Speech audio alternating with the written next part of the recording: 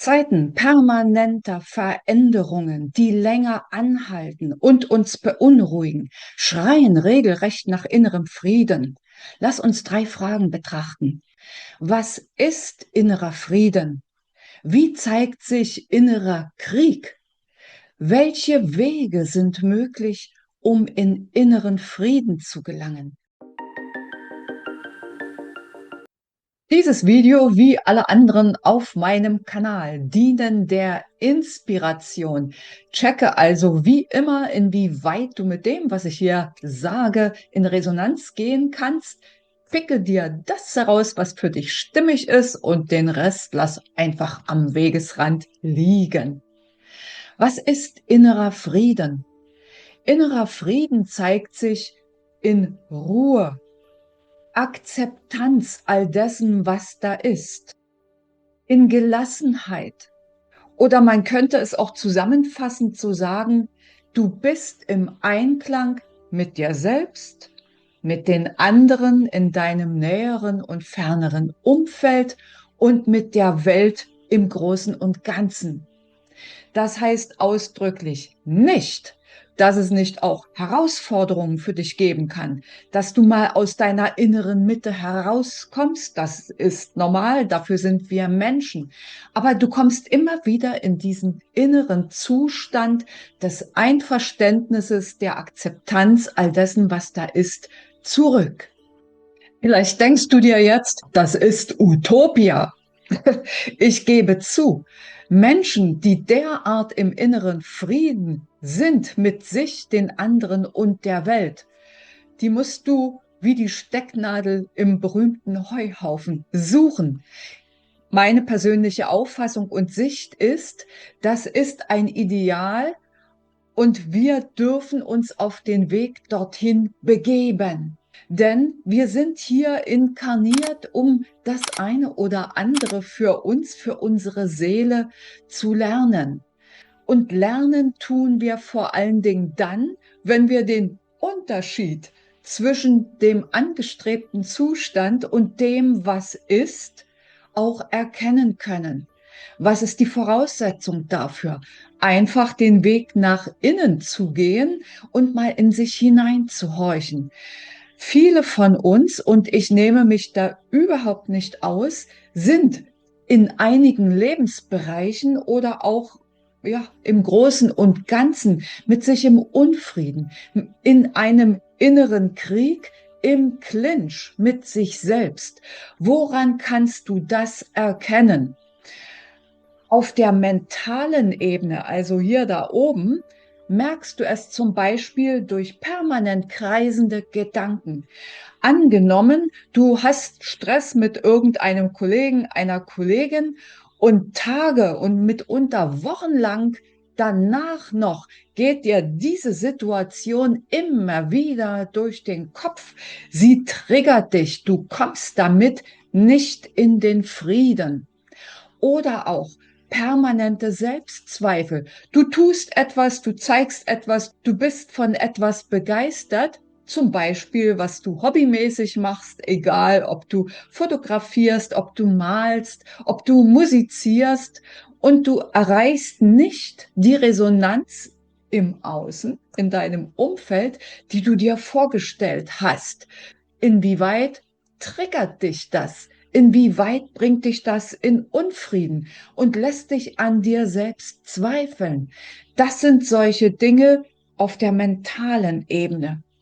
Im Clinch sein kannst du mit dir auch rein emotional bei allen möglichen und unmöglichen Begebenheiten, Situationen, Menschen explodierst du gleich. Das heißt, du gerätst in Wut, in Ärger. Und damit ist nicht gemeint, also ich meine es nicht, so, dass du das irgendwann aus berechtigtem Anlass mal machst, dass du aus der Balance kommst, wütend oder ärgerlich wirst und danach wieder runterfährst, sondern wenn es eine typische Sache ist, du permanent unter Strom stehst, sozusagen, so dass die anderen sich schon sagen, Vorsicht, der explodiert gleich wieder. Wir alle kennen solche cholerischen Menschen. Oder aber du bist von der Grundstimmung her traurig, hast Tendenzen zur Depression und Menschen in deinem Umfeld versuchen, möglichst alles von dir fernzuhalten, damit du nicht wieder in Depression versinkst. Das sind nur mal zwei Beispiele auf der emotionalen Ebene. Ach ja, du beneidest permanent andere, indem du dich zum Beispiel mit anderen vergleichst. Und da kommt dann Neid in dir auf. Aber nicht hin und wieder mal, das ist normal, dafür sind wir Menschen, sondern als etwas Grundlegendes, was deine Gesamtstimmung drückt. Ja, und dann haben wir all die körperlichen Symptome, Verspannungen, Schmerzen in bestimmten Körperbereichen, irgendetwas, was dir Unbehagen über längere Zeiträume im körperlichen Bereich verursacht. Und gar nicht reden wollen wir von ernsthaften, dauerhaften, lang anhaltenden Erkrankungen. All das sind Zeichen dafür, dass du dich wegbewegt hast von dem Weg, den deine Seele sich gewünscht hat und vorgestellt hat für dieses Leben und dem, was du meinst, erfüllen zu müssen. Wenn das zu weit auseinanderklafft, dann stellen sich all diese Kriege in deinem Inneren ein. Du wirst beherrscht von deinen Dämonen. Dazu gehören zum Beispiel auch Frustessen, Griff zu Drogen, welcher Art auch immer. Und mit Drogen meine ich nicht nur harte Drogen, die wir alle kennen, sondern auch Alkohol, auch du stürzt dich in die Arbeit, du stürzt dich exzessiv zum Beispiel in sportliche Herausforderungen, in denen du dich mitunter überforderst und. Also die Palette der Beispiele ließe sich beliebig fortsetzen. Aber ich glaube, als grundsätzliche Idee davon, wie sich innerer Krieg im Außen zeigen kann, reicht das.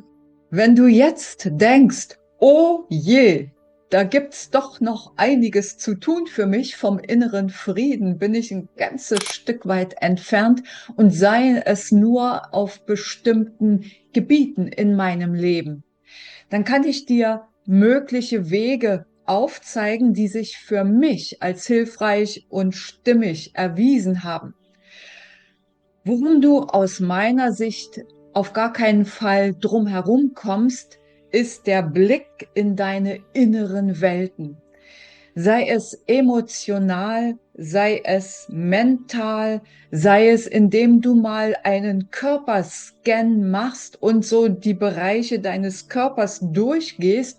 Wo sitzen Verspannungen? Wo fühle ich mich immer wieder unwohl? Sei es der Magen, sei es Schulter, Nacken, sei es der Rücken, sei es Kopfschmerzen, whatever.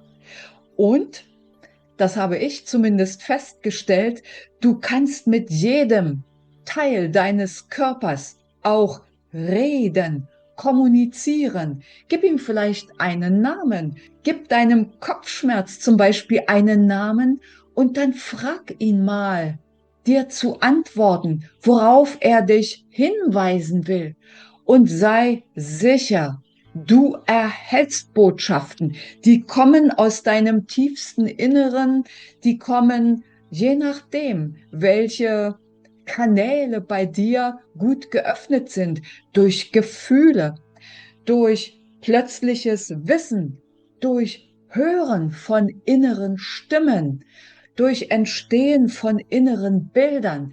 Du bekommst Antworten, da kannst du dir ganz sicher sein. Eine sehr gute Methode ist Meditieren.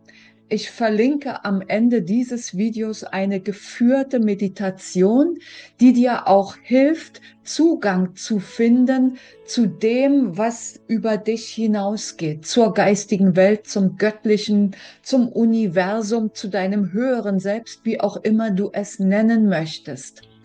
Und was aus meiner Sicht auch eine sehr gute und entlastende Methodik ist, weil es dein gesamtes Unterbewusstsein in Lösungsvarianten mit einbezieht, ist die Strichmännchentechnik. Auch das verlinke ich dir am Ende dieses Videos.